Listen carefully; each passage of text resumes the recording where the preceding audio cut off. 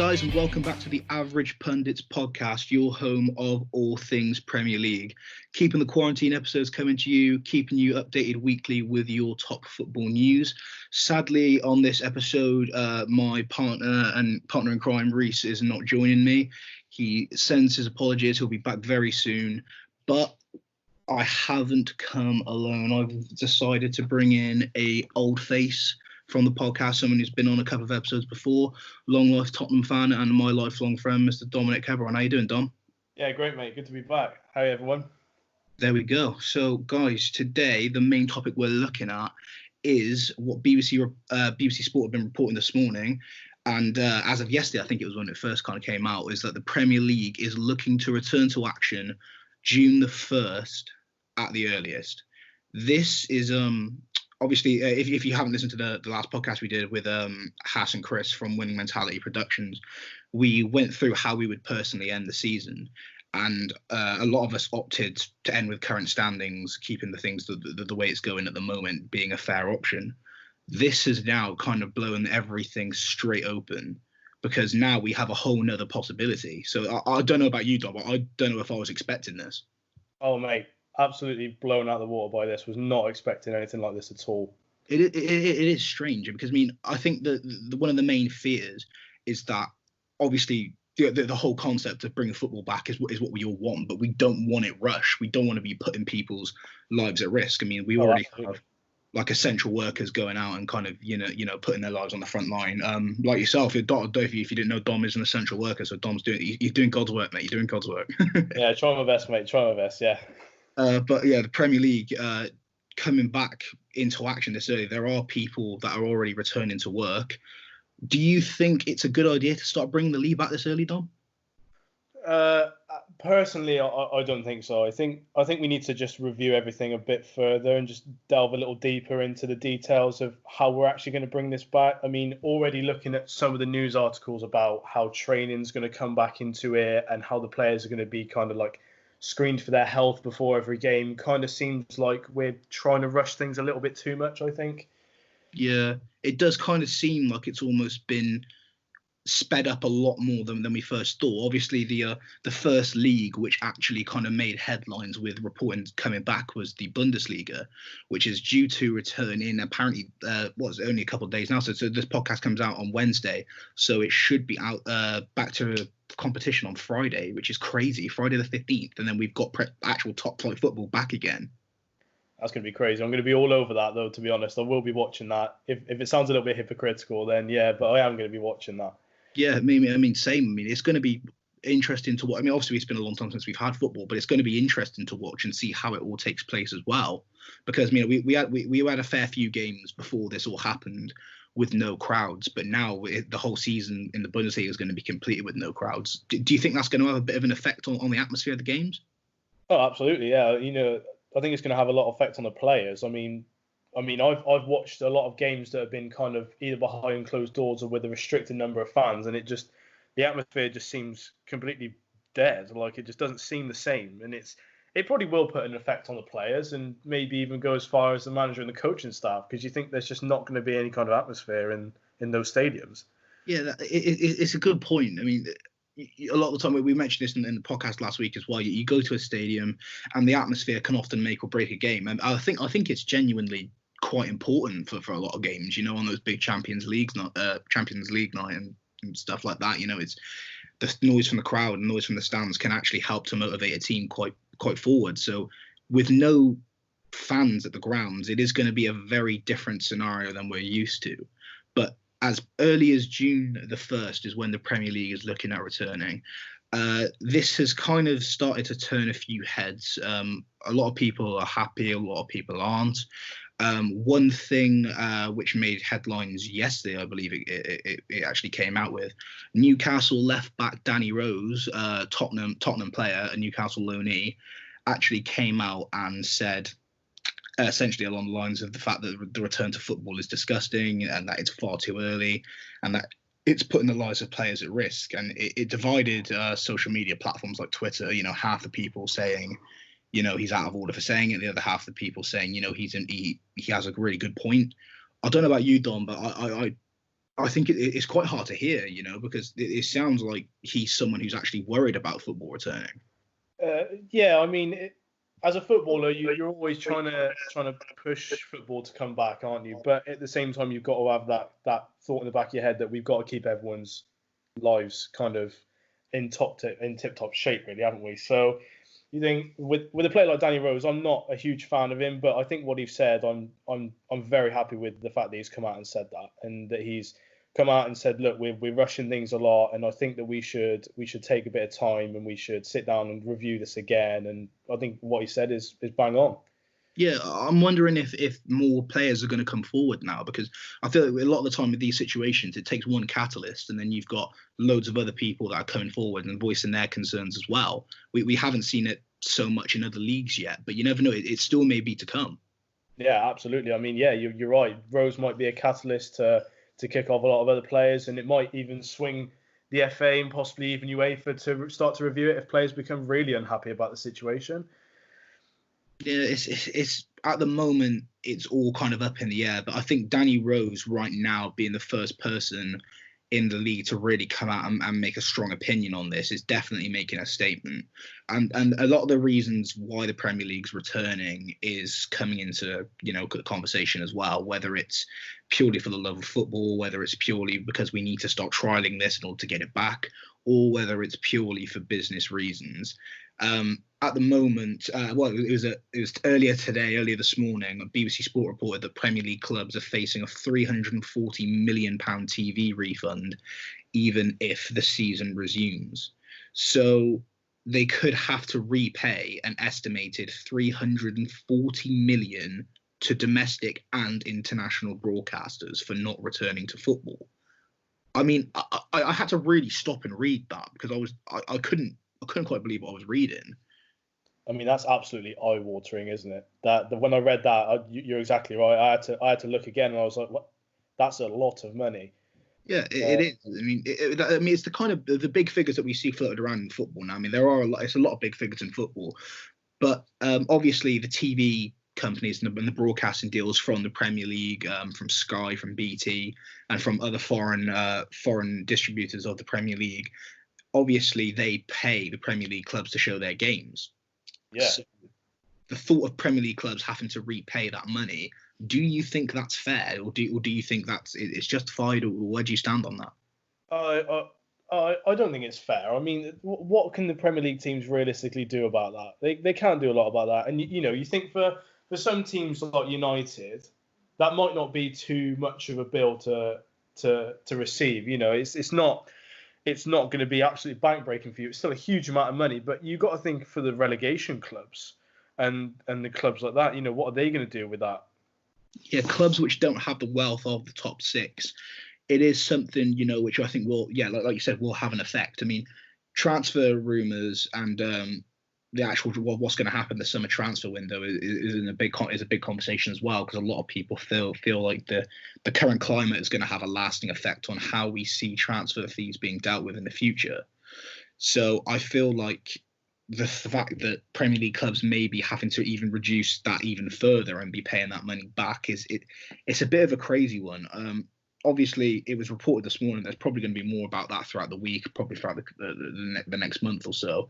But that is one kind of huge implication if football doesn't come back on. So partly to think that football's coming back purely from a business reason, I don't think is too crazy, Yeah, I mean, you're absolutely right. At the end of the day, these clubs have got outgoings and they've got to find a way to make money. I mean, a lot of people will disagree with that, but that's football is a business at the end of the day, and even the most passionate fan, they've got to look at it in a way that, I want my club to survive, and to do that they've got to make money, and that's a struggle for a lot of smaller clubs, especially when they're not playing football. Yeah, but I mean 100%, and the clubs that are coming up from the Championship and other leagues as well. I mean, at the moment, top flight sport is looking at June 1st, so that I can only assume be the other leagues as well. And the Championship is a league which has so much money involved there. I mean, so much money that not a lot of people actually take it into consideration. It's a very, very competitive league, and the money coming into that league being stopped as well, I mean, that can have massive implications going down the English ranks as well. Oh yeah, huge implications, you know. But yeah, you're right. It's looking at the clubs underneath and what the football association decides to do with them, and how it's going to affect their revenue and their income. And yeah, with the championship and even, you know, some League One teams being so competitive, it's going to be a tough decision either way in terms of how this is all going to go down, isn't it? Yeah, 100%, mate. I mean, and it was very earlier today, well, about 22 minutes ago from where I'm reading it now on BBC Sport. BBC Sports editor Dan Roan reported that the Premier League restrictions are in place for team training under the Restart project. And some of the training restrictions which do come into play apparently are that tackling will be banned, pitches are to be disinfected, and players restricted to groups of 5 when the Premier League starts a first phase of team training. Obviously, again, alien circumstances, stuff that we haven't seen in top flight football ever before. And obviously, we only see what's on the screen. We only see the games every week. And there is plenty of training sessions which go on in the background. But it sounds like this is even having an implication on the training sessions. I mean, do you feel like players can be able to actually complete a comfortable training session under these circumstances? It's crazy, isn't it? I mean, I'm reading the same article as you, and I'm looking at this and I'm thinking there's so much that's going to go into this. It's gonna put a lot of stress on the players, isn't it? You think they've got training sessions are usually seen as this kind of, kind of freelance. You know, you can relatively do what you want. You can have a little laugh with your mates, and you can go in for the tackle if you want to. You don't have to worry about anything else. And now you're going to see players wearing masks. Everything's got to be disinfected. They can only be in groups of 5, and everything's disinfected afterwards. It's gonna put a lot of stress on them. It's going to put a lot of stress on the training staff and the kind of the operational staff outside of that. So yeah, it's going to be realistically, I don't see how it can come back if this level of protection has to be put into the training sessions, and that's only the training sessions. That's not on match day or kind of behind the scenes, even further into the club's kind of operation, is it? This is just training we're on about. So how much further does this protection and this disinfection go? Yeah, exactly. The same article goes on to say that social distancing is going to be strictly observed, which again is a real head scratcher. That one. I mean, no tackling, okay, fair enough, but that's a huge part of the game. And social distancing in a football match, I struggle to see it, mate. I mean, I don't think it's just me, but all of this at the moment it's seeming bizarre. And it even says after that corner flags, balls, cones, goalposts, even playing services are all going to be disinfected after each session. And those sessions are allegedly only going to be around 75 minutes long. It's almost, the list is just growing. It's just getting crazy. Yeah, and and it's like, they've also mentioned surveillance measures, which means that you're going to see testing twice a week and a daily pre-training questionnaire and temperature check. So you think these players have gone from being put under nothing that strenuous whatsoever to now the coaching staff and the players being involved in this huge operation to try and make sure that the spread of obviously COVID-19 doesn't get further, and to make sure that the welfare of everyone is kept under check. And it just seems bizarre to me that this is all being brought in, yet we're still trying to see pushes for the league to be brought back. It is a real head scratcher, like you said. You're absolutely right. Yeah, I mean, I really do look forward to seeing the first kind of names to come out and talk about it. So obviously, Danny Rose came out firstly to mention it, and he came out in quite an emphatic fashion. Obviously, as we mentioned previously, a very, very passionate rant on why he isn't in favour of this. But we've still got top-ranking people in the Premier League. We've got the managers, we've got the club captains, we've got referees. All of these people need to have, they need to have their say as well, and they need to be heard. So I really do look forward to hearing who's going to be the first one to come out and say some more about this. And also coming out from the Premier League as well, Sky were reporting that Premier League were to hold conference calls with captains, managers and medical experts really soon, so that everyone knows how it's going to run. And then those managers and captains can feed back to their teams as well. So it's almost like it's been drip fed from the top, and players at the bottom are just getting fragments of information. Yeah, absolutely. I mean, and that communication is going to be diluted as you move down the chain, isn't it? Something that the FA might come out and say, and what they say to the managers might be missed, and that could lead to risks being brought into it which were never brought into it originally. So it's not only a poor thought out process, it's also going to be, to the sounds of it, very poorly executed if we're having to drip feed down through the league, down through the managers, and then feedback to that. Surely there's got to be a better way to go about this. Yeah, exactly. I mean, as we said, Danny Rose was the first kind of big name to come out on. I think it was Instagram Live he used the platform to deliver on, which is very, very millennial, very, very active for a football like Danny Rose. And then Raheem Sterling on his YouTube channel as well was quoted saying that we all want to get back to football, but at the same time, there's a pandemic going on, and the Manchester City squad, they need to be happy about it. The moment that we do go back, it just needs to be a moment where it's not just for football and that it's safe for us, medical staff and referees, which is it's perfectly reasonable.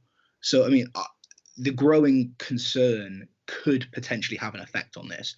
And keeping in mind, at the moment, this is all in conjunction with what Boris Johnson said it was only yesterday, only a couple of days ago. Yeah, yesterday, yeah. And it was only in conjunction with what he said then. He's laid out this plan, and at the moment, it's all adhering to this plan, whether it can continue.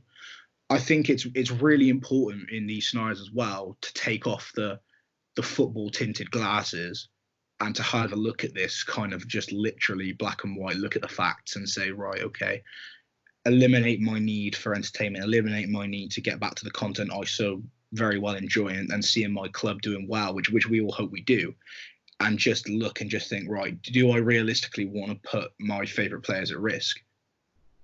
Yeah, I mean, it's not only that, is it? It's you're absolutely right what you said. You don't want to you don't want to put anyone at risk, especially for football. Football is obviously a huge industry and it's a massive business and it makes a lot of money, but at the same time, this is bigger than football, and this is bigger than, like you said, seeing your best team perform well and your favourite team perform well. But you got to look at it in that way as well. You've got to try and mitigate the risks for not only the footballers. You've also got to think of the fans that could potentially attend the game. You've got to think of the operating staff, like I mentioned before, and all the health staff and the medical staff and everyone that goes behind the scenes of the club, and even going as far as the people who will broadcast the game. It's like I'm pretty sure Mourinho said something not long ago saying that a game behind closed doors is never truly a game behind closed doors, and that's an absolutely bang-on statement. Not only will you have the players there, you say, oh, well, there's no fans, so it's going to be behind closed doors, but then you've got all the broadcasting staff and everyone behind the scenes there. So it's not really behind closed doors, is it? No, I mean, definitely, I would agree, because it's, again, the players are the direct thought and the direct concern, but you've got the fact of the matter being all the staff which are filming it. You've got everyone, all the managers, all the coaching staff. You've got everyone which is there to make that stadium tick, because it can't physically just be one or two people. Security is needed as well. There's a lot more measures, and at the bottom of the table is where we're seeing a lot more kind of panic and a lot more worry. The Telegraph are reporting that Premier League clubs could oppose promotion if Project Restart goes ahead, but Championship is curtained. So essentially, the bottom clubs would potentially be going actively against the idea of Championship clubs being promoted because the season hasn't been able to finish properly. Again, this kind of goes more into the actual league itself and more into the football politics. Again, if you haven't watched the podcast, go and check out our last week's episode. We do go a bit more in detail with this and how we would all like to potentially see the end of the league. And the one thing that we all were finding really hard to find homes for is how to treat the relegation candidates, because right now they are in an extremely difficult situation. Would you agree, Dom? Yeah, they're in a very tough position. It's all about, to me, it just seems like they need to have a real look at this. I mean, of course they're going to oppose relegation, right? I mean, the league hasn't finished yet, and anything can happen, right? Yeah, I mean, Exactly. The league isn't over, and if these games aren't necessarily played, or if these games are played, it will start to see more of a pattern. I mean, I'm not sure what the best scenario would be for them, because if the season gets null and voided, which was originally something which was on the table, which has happened in a couple of instances around the globe. I think the Eredivisie was the first league to null and void it, if I'm not mistaken. And then, so that idea was being floated around the rumor mill, but obviously that wouldn't satisfy a few of the people on the upper end of the table, mainly Liverpool, as they are off the back of having an absolutely phenomenal season, which they deserve the title, don't they? Yeah, 100% they deserve the title. I mean, I've got nothing against Liverpool. They've had an absolute stormer of a season. But I think my philosophy is the same as what it's been at the start. Whatever you do with Liverpool, you have to do with the bottom three, right? You can't make an exception for that. If you give Liverpool the title, you have to relegate the bottom three teams, because in that case, the season is essentially over, isn't it? But if you don't give Liverpool the title and you make it null and void, then you've got to keep the teams up. But then what do you do about the Championship teams that have been promoted? And then the teams under them, and the teams under them, and the teams under them. That's a real tough decision to make, isn't it? Obviously, we all know what makes the Championship quite special is the playoff games. It's always very tense. A lot of clubs. It's a very competitive league. And right now, I mean, the Championship, again, a bit like the Premier League, has had a really interesting season. Leeds are looking at promotion from the Championship for the first time in God knows how long. A club which rightfully do deserve to be in the Premier League. They're a huge club, and it would be really good to have them there, as well as West Bromwich Albion. And then obviously the clubs that are in the current positions for the playoffs are Preston North End, Nottingham Forest, Brentford, and Premier League regulars Fulham. So at the moment, I feel everyone also loves the injection of new clubs into the Premier League every year because it keeps it fresh. But what to do with those clubs right now is extremely difficult, because at the same time, some of these clubs are complaining, saying that look, we don't want to carry on, we don't want to put our players at risk. And then they're also saying that we don't want the season to be ended with current standings, because that means we don't get a fair chance. So the only real option which I think satisfies everyone other than the champions would be to null and void the season almost. Because I don't know about you, I can't see European football going on. Oh, no, 100%. That would just further increase the risk, wouldn't it? Not only would we be putting at risk, our domestic league, we'd also now be putting at risk other leagues, and those other leagues would then be putting at risk to our league. So that almost seems like the complete opposite thing to do at this stage. Surely we've got to keep, if we are going to bring football back at all, it has to be domestic level. It can't be international. So no England games, no Europa League, no Champions League, nothing like that. We've got to keep this domestic. Yeah, by the same logic of us moving the Euros back a year is the same reason why European football shouldn't be going on in big competitions.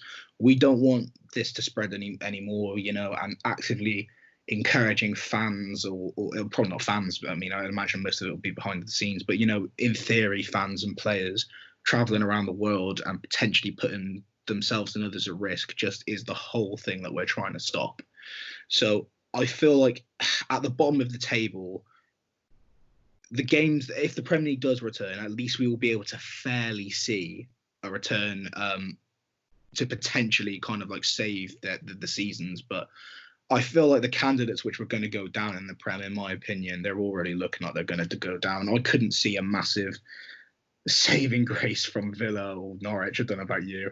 Yeah, absolutely. You're absolutely right. But at the same time, you've got to think, the FA have got to ask that same question that they're going to ask the question with Liverpool, is that, can we hand Liverpool the title if it's not mathematically impossible that City could do it? And that's how you've got to think about it, isn't it? Villa could pull off an absolute madness, but we don't know that. And City could pull off an absolute madness, and we don't know that. So that's the kind of question that the league have got to be asking, is, have we completely eliminated the fact that any of these teams can pull off a massive upset and get back into the league somehow? I mean, right now, as we mentioned again in last week's podcast, downwards from 15th place in the Premier League, Brighton and Hove are sat on 29, and then West Ham, Watford, and Bournemouth are all sat on 27, with Villa and Norwich with 25 and 21 respectively. So it's still extremely scrappy there. I think Norwich and Villa are probably definitely destined to go down, but Bournemouth, Watford, West Ham, and Brighton are in a bit of a dogfight.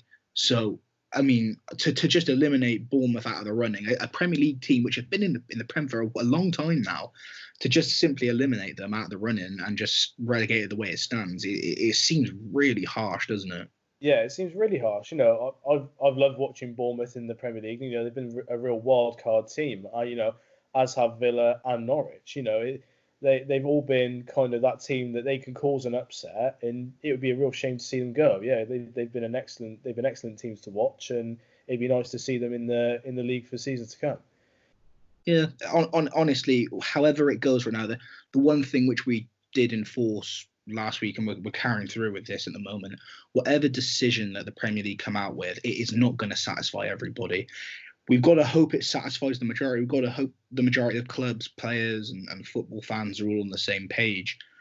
But logically, you can never satisfy everyone. And right now, the idea of the Premier League going ahead is extremely controversial. So everyone listening, please, this podcast, we want to get your ideas. We want to get your thoughts. We're going to be promoting a lot on Instagram. We're going to be promoting a lot on Twitter as well. So please get involved with us on there. Give us your opinions. Lastly, Dom, to round this off today, I want to just ask you personally, because we had Hassan Chris last week who gave us their opinion, Reese as well. Myself, I went into a little bit more detail. How would you, in your ideal scenario, end the Premier League season for this year? I believe that we end the season with it being cut short and we hand Liverpool the title, because in all fairness to them, as much as I give them stick, they've had an absolutely incredible season and they deserve nothing more than to be handed the title. And that's exactly how I think it is. And with the bottom three, I think, like I said before, I'm going to stand by my statement. Whatever you do with Liverpool, you have to do with the bottom three teams. So I'm going to say, as much as I hate to say it, you've got to get rid of those bottom three. Yeah, well, there you go, guys. That is Dom's opinion for this one. Thank you, guys, for listening to this episode of The Average Pundits. You can interact with us on our Instagram page at Average Pundits. You can get a hold of us on Twitter at Pundits Average, and you can get a hold of us on our business email at theaveragepundits@outlook.com. As always, we're still trying to get this podcast out to you in every way we possibly can. It will be available on YouTube, and obviously you can stream this on your favorite streaming platforms: Apple Music, Spotify, Google Podcast, all of the above. Get on it, get streaming. Every like, every share, every subscribe, it means the absolute world to us. So Dom, massive thanks for coming on this podcast today, mate. Yeah, thanks for having me, mate. You know, it's been always a pleasure to have me on here. Brilliant, and we will see you guys next time.